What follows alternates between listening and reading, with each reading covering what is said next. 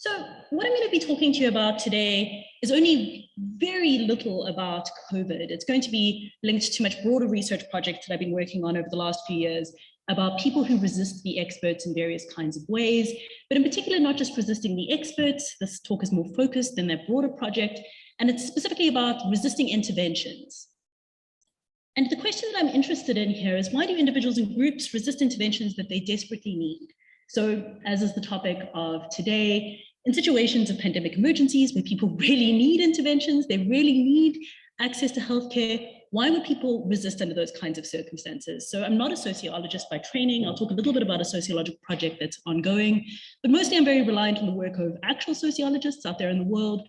And I think what philosophers can do is help clear up some of the thinking about this. And so most of what I'm doing when I'm describing things is borrowing other people's research. So I'm going to start by telling you three very different stories about groups of people who've resisted the experts, in the hope that this will get some of your intuitions going and to see what's at stake.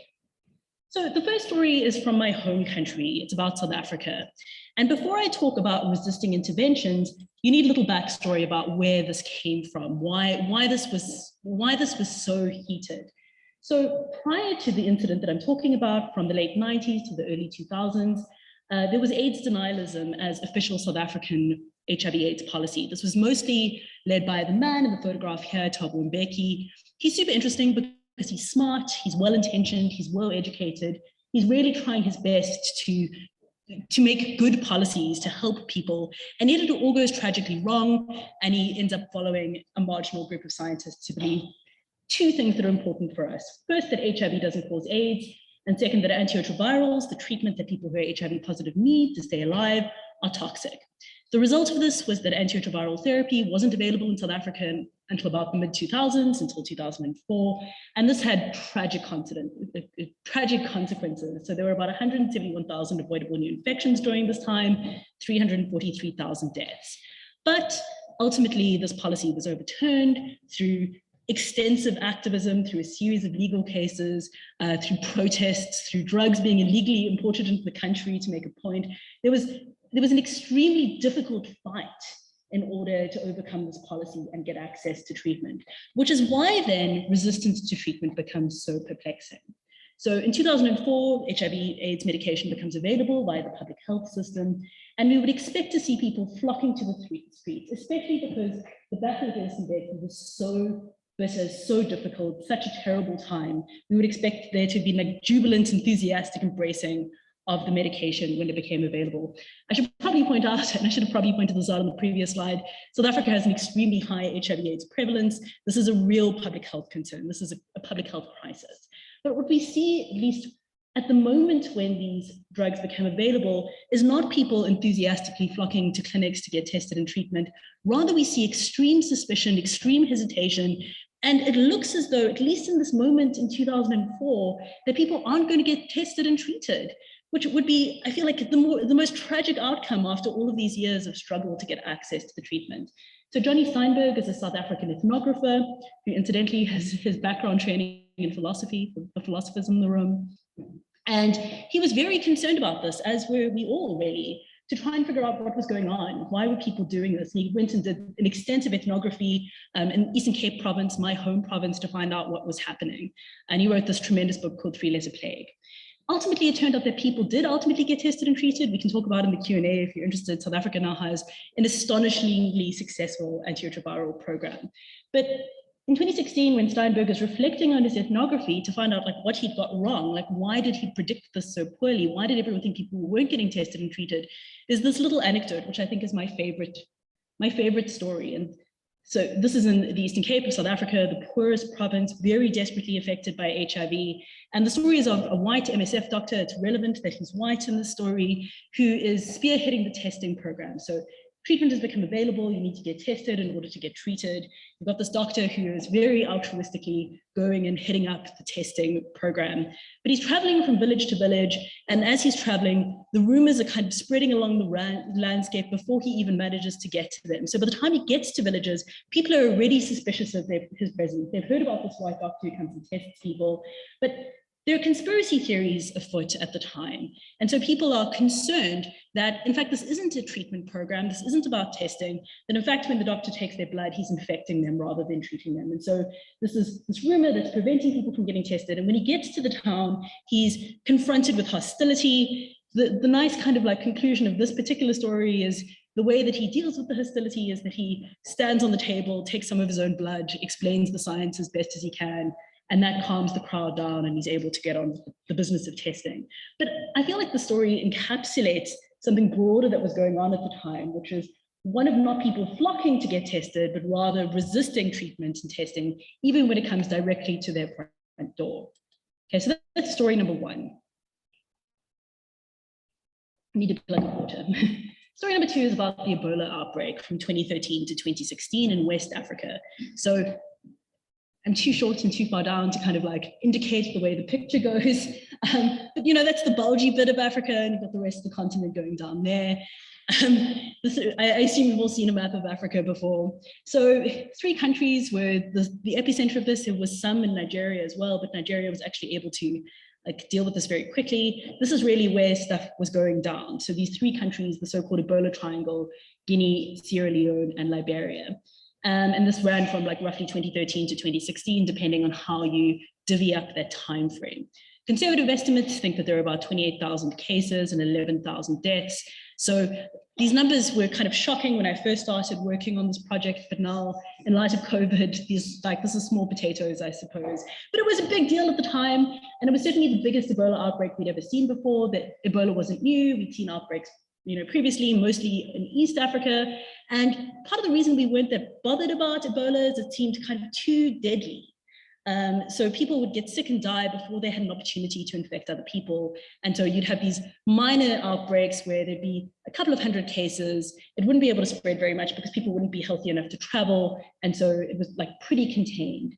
And so this was the biggest outbreak we'd ever seen. It was a very large scale intervention. Basically any international organization that you can imagine was involved. The World Health Organization, MSF, the Doctors Without Borders. The British Army had a presence. The way that I've often seen this described, it was the alphabet soup of international organizations who descended upon West Africa to intervene. But with this large-scale intervention came seriously large-scale resistance, which dwarfs what we saw in the South Africa story.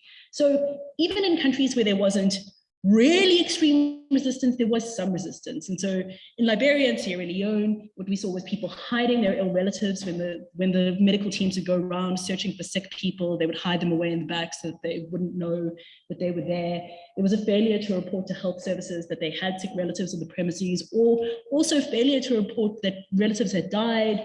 If they did report that relatives had died, there was handling of the bodies to make sure that various ceremonial burial rights were protected.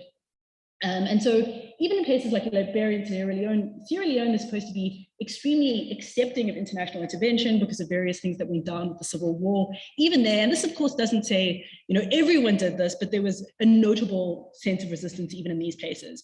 In Guinea, particularly in the forest region, what we see is substantially more extreme than this. And so this is just one tiny little part of Guinea that I've got a timeline for, just the forest region, one area in Guinea where there was very, very extreme resistance. So here's my little timeline. So in April 2014, MSF, that's Doctors Without Borders, had an Ebola treatment center open and it was attacked within 1 week.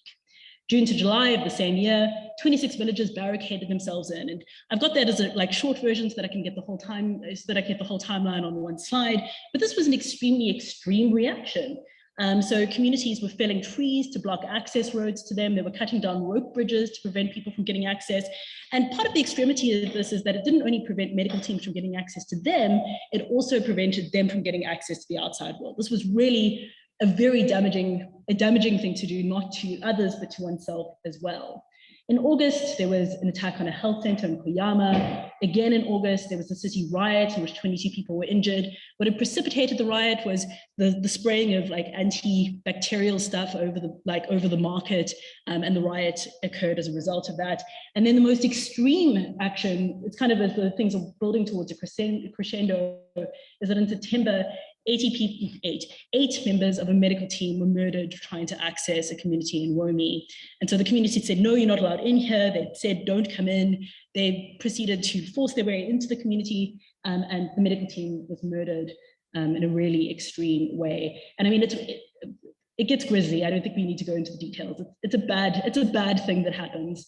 And even though there's kind of this one like horrific incident that happens in September, all the way from June until December, the Red Cross is reporting an average of 8 attacks per month on either their clinical facilities or members of their staff. So really a very extreme instance of resistance going on there. And part of what was spurring this on were Ebola-related rumors. And I'm going to tell you a little bit about the rumors because I think they become relevant later when we start to try and understand what's happening. So some of the rumors were the doctors were stealing the bodies to sell them on the international black market. So Ebola is extremely infectious. The bodies are very infectious. They weren't returned to community members.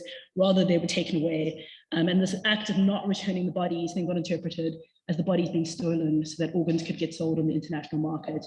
Another was that Ebola is a plot by Western governments to kill Africans. Another is that Ebola is a plot by governments to take out politically troublesome marginal groups. So everything we see on this previous slide, the forest region in Guinea, this is a marginal political group who has beef with the government. And so this rumor that this is political, that this is intentionally targeted at them, becomes relevant later on when we start looking at the sources of distrust.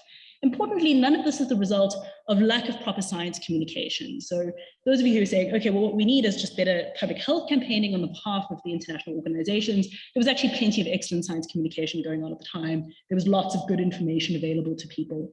And so this is in tension with that. All right, so story number 3, Liverpool, which is where I currently work. So Liverpool looking especially picturesque in that large picture. So throughout the pandemic, what we've seen is periodic protests, none of it violent. Like I know that this is a kind of stark contrast to the Ebola case, but throughout the pandemic, we've seen protest action against various ways of intervention within the city. And so the photograph in the corner, not the very picturesque one, was taken at an anti-lockdown protest in November 2020. 27 people were arrested there. And it would be sort of not a big deal if this was a once-off protest, but it became almost a portion of the urban landscape during COVID that there were these protests periodically, almost every Saturday. It's Saturday, there's going to be a protest in the city, despite there being laws against this. I mean, the reason the 27 people were arrested at this particular one was because they were contravening social distancing legislation at that point in time. And so this was a feature of the urban landscape. Saturdays, up one of the main streets in town, there would be this periodic marching. The kind of protesting changed over time. So it's gone from being anti-lockdown to anti-mask, and now there are anti-vaccine protests that are still ongoing in the city of Liverpool. They've become less frequent, less people attend them, probably less well organized as well, but it's kind of worth paying attention to this feature. And the reason I'm kind of flagging this is because this is the start of a small research project funded by the Ann Johnson Institute in the United States, in which we want to understand what was happening with that community. So I've pointed out before that I'm a philosopher, not a social scientist. And so we've just hired a social scientist to help with this work to make sure that we get it right. And so when I talk about this case towards the end, what you're going to be getting is kind of a blurry watercolor of what I think is happening because the project is just starting. So I can't give you a diagrammatic guide of what's afoot in the city of Liverpool. All right, so the point that I want to make philosophically for the rest of this talk, so I've told you these 3 stories, various types of resistance to intervention that people should want, like we think. Like if you're in the midst of an AIDS crisis, you should want access to testing and treatment. If you're in the middle of an Ebola crisis, you should want international intervention. If you're in the middle of a pandemic in the city of Liverpool, you should want there to be government measures for that. Rationally speaking, we think people should defer to the experts and want their interventions. And yet consistently, we see over and over again in different times and different contexts and responses to different pandemic emergency policies, people resisting often in very extreme ways. So the philosophical point that I want to make today is that resistance is really complicated. And I want to propose that there are at least 4 things going on in resistance. And so sometimes there are epistemic considerations, and I think there's been a lot of philosophical ink spilt on this. I'm going to try not to talk that much about this because I think everyone's very familiar with epistemic distrust in science literature in this room.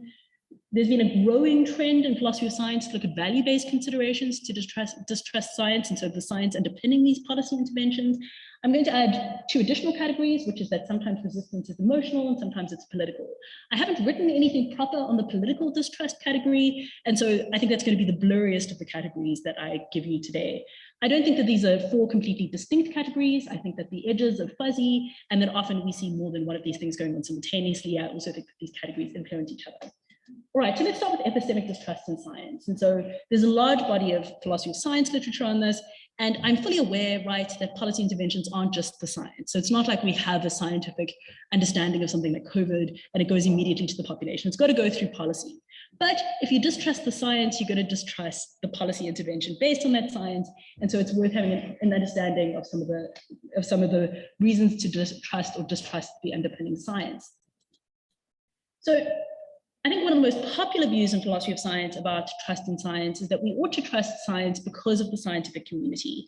And this is a popular view that because of the various things that check that the science is going well, there's peer review, there's critical disagreements at conferences such as this one, that ultimately we can expect the science to be more trustworthy than any of the other available alternatives because of all these checks that the science is right. So this argument has had its most recent instantiation in Why Trust Science, this relatively new book by Naomi Oreskes. It has much older origins and people like Longino who argue that it's the community of science that makes science trustworthy and credible. And related to this is arguments about expert deference. So Ward Jones is an American philosopher who works in South Africa, and he argues that we should just defer to the experts. And he's actually writing about South African AIDS policy there. So he's writing about the first story that I've told you about today. And there's a large philosophy of science literature on objectivity. What is it about objectivity that makes science more trustworthy? Well, there are various checks that have been put in place to make sure that the science is better than any of the alternatives that we have available to us. Okay, so you should trust science because we trust the community. If you don't trust the science, then things go wrong. Another less popular, but still popular account looks at something called interpersonal epistemic distrust. So people like Heidi Graswick and Naomi Shemin have argued that if there's been a long history of abuse by scientists on a community or on individuals, then it's quite rational for individuals to distrust the science that results. And so both of them have this example of the introduction of the contraceptive pill in African-American communities in the United States, where there was a lot of suspicion, not actually of the underlying science of the contraceptive pill, so people thought that the pill was an effective contraceptive, but why it was being targeted to them. Like, why was the doctor suggesting it to you as an African-American woman? And so both of them argue that this is a case of rational epistemic distrust, because this is a community that's suffered lots of abuses by the medical community. And so this new instance of distrust is quite rational. So again, epistemic distrust. And the reason I'm flagging this in particular is because when I go back to talking some more about the South African case and the Ebola case, I think there's at least a plausible argument here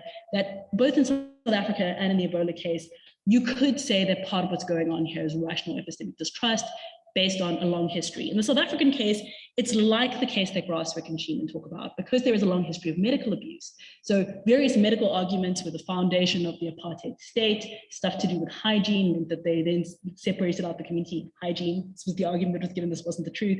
And so you can have a very similar argument to Graswick and Shemin saying people were distrustful of the medicine because of a long history of medical abuse. And that was epistemically rational and justified distrust. The Ebola case, you can have that kind of argument that there's a long history of medical abuse, but I'm going to revisit this when we start talking about political trust at the end, which I think is potentially a better capture of what's going on there. All right, so growing in popularity in accounts of distrust and why people distrust the science has to do with the underpinning values in the scientific project. And I think most people here are probably very familiar with this literature. The quick primer on values in science is that I think most mainstream analytic philosophers of science now think that the science is a thoroughly value-laden, that we use values when we choose what projects to pursue, what methods to use, how to interpret the data once you have used those methods, and how to communicate findings. And those are just 4 high points in which there are definitely values afoot. Various people like Julian Rees argue that they're just values all the way down, that at every possible decision point, values are used to tie-break things. That's all fine and well if the values are clear and transparent, but sometimes the values that are used are not in the interests of the people who are the recipients of the science ultimately. So the picture that I have up there is of early AIDS activists in the 1980s, and values were used against this community at the beginning of the AIDS crisis. So there wasn't like funding to do medical research initially on AIDS. And then when the AIDS research project gets going, there's homophobic values that make it look as though it's a lifestyle-related disease rather than a viral-based disease. And ultimately, it turns out that it is a virus, but initially, the most plausible theory, according to scientists, is that it has to do something about the lifestyle of gay men at the time. So sometimes the values are not great values that are informing the science, is what I'm saying. And so if you distrust the values, you're going to have problems. And so Philip Kitcher makes this argument that when there are opaque value judgments, so it isn't clear what the values are, or the values run contrary to those that would be democratically chosen, that's when people start to distrust the science. He describes this as an erosion of credibility. More recently, Maya Goldenberg has a wonderful new book on vaccine hesitancy out. She argues that the way we should understand vaccine hesitancy is not that people don't understand the science of vaccines. This isn't an ignorance problem. This isn't an epistemic distrust problem, but rather parents and medics just have different values. So parents are worried about what's good for their own particular child. Medics are concerned about what's good for population health more broadly. And so they can't even get a conversation going because the parents keep on asking questions about what's good for their own child. And the medical community keeps on providing population level data, which doesn't match up to the concerns. And so all of this has to do with there being value-based reasons for distrust. And so the punchline that I think, us to take from the values literature, again, that's the world's shortest primer on the values in science and values in medicine literature. I think one of the things that is the take-home message here, the punchline, is that when I, as a layperson, encounter this tangled mess of facts and values, if people like Risa write and they're just values all the way down, I know that there are values in there, but I, as a layperson, can't tell what there are. The value judgments are too technical, too numerous. And I know that there are cases where values run counter to the people who are going to be using the products of that science, like the AIDS case that I spoke about before. And so this helps us understand some of what we see in the stories that get us motivated here. So values definitely help us understand the Ebola case. So Fairhead, who's a medical anthropologist and sociologist at the University of Sussex, has extensive research expertise in Guinea, has argued that what went wrong in the Ebola case, particularly in the forest region of Guinea, the exact region that I've spoken about today. In fact, a lot of the description that I got I've taken from Fairhead's work. He says that this had to do ultimately with there having previously been value accommodations between the medical community and the local community that were then crossed under the Ebola pandemic because it was an emergency situation. So previously, for instance, people were allowed to engage in traditional burial practice, which was extremely culturally important. This ended up being the real linchpin of why policy didn't work in this case. Previously, there'd been accommodations with mainstream hospitals and local communities that they could bury their dead as they wished. There'd also been other kinds of accommodations, like when someone went into hospital, they would basically bring their family with them, and there was accommodations for their family, and their family would cook and clean and look after the ill relative. This, of course, went away in the context of Ebola. And so various value accommodations, what he describes as value red lines, were crossed in the interventions, and that's ultimately what made that policy fail and why there was such extreme resistance. Values might also help us understand what happened in South Africa. I flagged that what was important about that Johnny Steinberg story about the white MSF doctor traveling across the Eastern Cape of South Africa doing the testing was that he was white. So this was not a very long time after the end of the apartheid regime. It's not it might be like the AIDS case, right? That they were suspicious about racist values underpinning that policy, and so people were suspicious, which is then why you have the conspiracy theory that this is agents of the former apartheid state infecting Black Africans with the virus rather than testing and treating it. So values can help us understand what's going on in the South African case. Okay, so I also want to say that distrust is emotional, and I don't mean emotion in the bad way. So Julian Anoko, who is again an anthropologist and sociologist working on the ground during the medical interventions in Ebola, has this great quote. So this is a community member, and she says, "We're afraid of the disease, but we're also afraid of those who come to us and make us aware of it, track contacts or take away the ill." So immediately flagging there that this is about fear. So we don't see there being complicated value judgment descriptions or complicated epistemic arguments. People are afraid, not just of the disease, but also of the people who are bringing the intervention to them. South African AIDS case, I mentioned that in 2004, when it looked like people weren't getting tested and treated, that everyone was, I think, understandably concerned. Johnny Steinberg, whose story I've told you about before, and I've already shown you the cover of his book on that time. Other sociologists and anthropologists and ethnographers went and studied what was happening as well to try and understand why people would be resistant of a medical intervention that they very much desperately needed in order to stay alive. One of the giant books that came out at this time. And I mean, giant in terms of impressive, like wide in scope, very explanatory, is Didier Fassin's When Bodies Remember. And part of what's great about this book is that he does two different types of ethnography simultaneously, which is impressive and interesting. So he's both studying ordinary people who are resisting the intervention, and he's studying elite policymakers who are making the policy and looking at the way that these things interact. And part of what he argues is that one of the reasons that people were distrustful of the intervention is what he calls economies of resentment. And an economy of resentment is a sense of unease, suspicion, fear, a concern about dignity that actually has nothing to do with the AIDS intervention and substantially predates it. So again, you've got South Africa, a long history of racially based violence and oppression, and it's not like that goes away. Rather, what you see is an intervention, so in this case, testing and treatment, entering into an already politically fraught, emotionally laden context. And so his description of the economies of resentment in this great quote is that they relive and feel anew the past of violence, humiliation, loss of dignity they'd experienced themselves or experienced through the accounts of parents and relatives. And so there's a little bit of the Grasswick and Schumann thing going on here, right? So they said that it's rational and like completely rationally understandable, epistemically good for African-American women and the introduction of the contraceptive pill to be suspicious of that, given the long history of racially based oppression within that country and racially based medical interventions. So there's a little bit of that going on here in Didier Fassin's description of the distrust of the medical intervention in South Africa, but it isn't just epistemic, right? So it isn't just a rational distrust, rather it's the feeling that he's capturing in this quote. They really live and feel anew the past violence. There's something emotional happening here. This is an emotionally laden context in which the intervention is occurring. So one thing that I want to say before I look at the implications is that I think that what's interesting here is that the emotions can be created by the context in which the intervention is occurring. So in the Ebola case, I think that's what we see. So people are afraid of the intervention. The fear is being created during the medical emergency and during the intervention. So this can be a new emotional situation, or it can be the case that there's already emotion happening when the pandemic hits and when the intervention occurs, which is, I think, what's going on in the South African case, or at least that's what Fassin seems to think is going on there as well. So once we take into account the kind of emotional aspect of resistance and distrust, there are various implications of that. The first is that there are implications for evidential weightings. And so there's a big literature now on the way that emotional states can impact the way that we handle evidence. So anger, for instance, one thing, and this is just taken from Barden, is that if we're very angry about something that's happened to us, it looks as though we become very concerned about evidence of blameworthiness.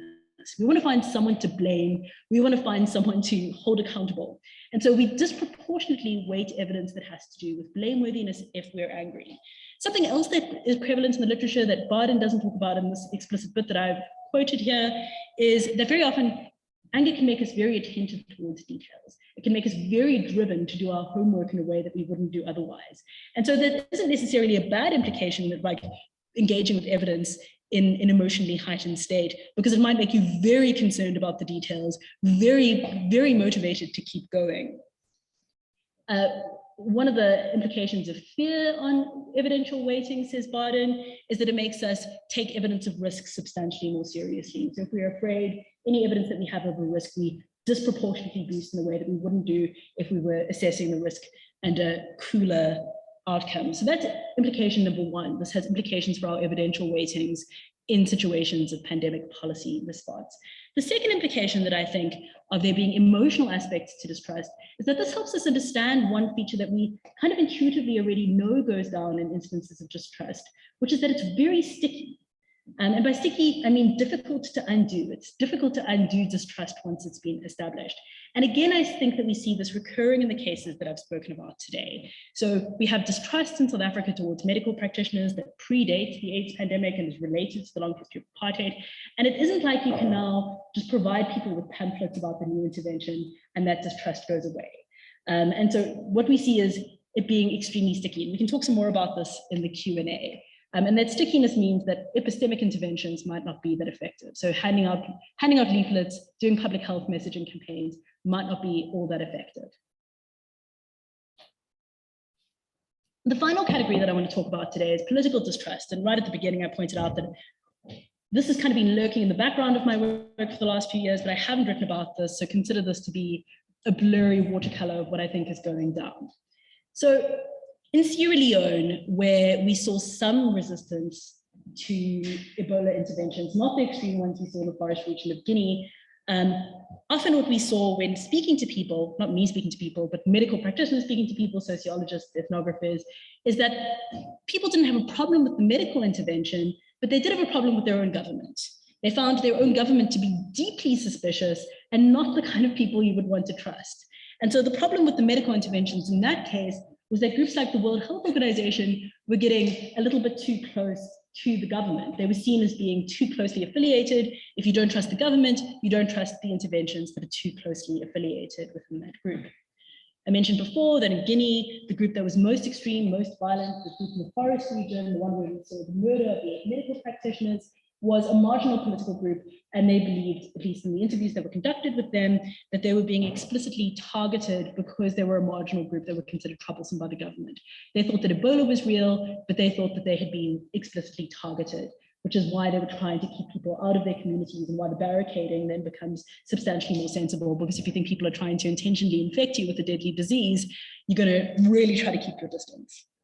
So the final example is the Liverpool case, which I mentioned, but haven't discussed in all that much detail. So this is not based on proper social science research. The social science portion of this project is only going down. This mostly has to do with me like lurking around and eavesdropping on locals talking. And so the photograph that I showed you of the protest where 27 people were arrested back in November was at the start of the lockdown processes where there was that tiered system. Does everyone remember the tiered system? And that was at a moment where Liverpool was the first city to be put in tier 3 of lockdown. And the kind of word on the street at the time, again, this is entirely based on me eavesdropping on people. This is not proper social science research. So this is like, we might find that I'm totally wrong when the project gets going, was the rumor that was going around was, well, why were we the first city to be put in tier 3 of lockdown? So Liverpool is a left-wing Labour stronghold. There's currently a conservative government in power. There's long-term like animosity between the city of Liverpool and distrust of conservative Tory governments. And the rumors that were about at the time was that Liverpool was targeted because they're a Labour stronghold, that this was an act against the city of Liverpool that is entirely political and has nothing to do with the science. And then there were various like newspaper reports that came out at the time about how the mayor of Manchester had been very cooperative and the mayor of Liverpool had not been cooperative. And this just fed into the political rumors. And so what's going on, I think, in instances of political trust is that the science is fine. No one has problems with the science. No one really has problems with interventions that flow from that science. But as I mentioned right at the start, there's no direct route from the science to the public. It's got to go through the policymakers. Well, maybe unless you're Sweden, but that's a different conversation. Almost always, it's got to go through the policymakers. And so if there's distrust of the government, that then puts the whole policy intervention at jeopardy. And if my eavesdropping is correct, this might have been part of what was going on in Liverpool. All right, so this is just to go back to what I started off by saying, which is that I think resistance is complicated. That we already have like quite a good understanding of epistemic sources of trust and distrust in science. Some of that is based on, we trust the scientists because they're like good community that keeps the science in check. We distrust science when we've been burned by science in the past, then it becomes rational for us to distrust it moving on. There's a growing literature on value-based accounts of distrust, with Maya Goldenberg, for instance, saying that very often what's going on is that you can't even get a value-based discussion going on. I've argued that there are also emotional elements, that we've seen this in the Ebola case, where people report being fearful of the medical practitioners who are intervening. We see this in the South Africa case, where people are suspicious of basically any kinds of intervention at the end of apartheid. And I think that there's also this element of politics going on as well, that sometimes you can get all the science right, you can get all the intervention right, but if it gets too close to politicians that the public don't distrust, that's going to be a problem for your overall intervention. Okay, thank you.